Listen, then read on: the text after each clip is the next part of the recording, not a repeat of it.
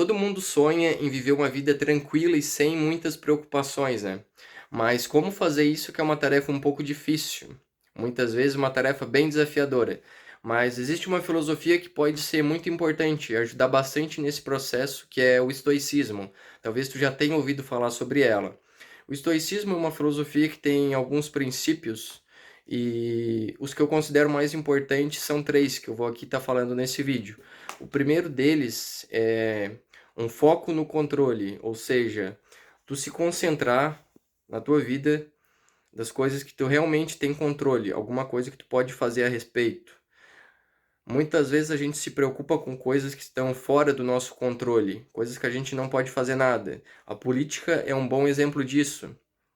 Muitas vezes a gente gasta preocupações não só com política, mas com outros assuntos que a gente não tem nada a fazer a respeito. Então, procurar sempre manter o foco daquilo que tu pode controlar.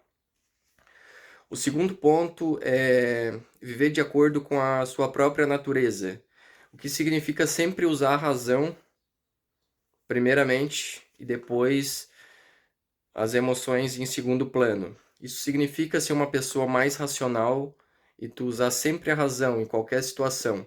Muitas vezes a gente se perde na vida ou a gente complica a nossa vida porque a gente deveria ser mais racional. E o estoicismo não é que quem pratica o estoicismo ele vai se tornar uma pessoa fria, mas é tu usar sempre a razão em primeiro lugar, o que é mais importante.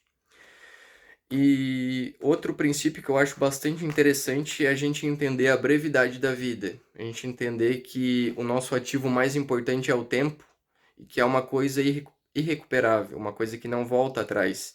Não tem como recuperar o tempo perdido. Então, sempre dá mais valor ao tempo, às pequenas atividades que a gente faz no dia a dia que a gente muitas vezes não dá o devido valor.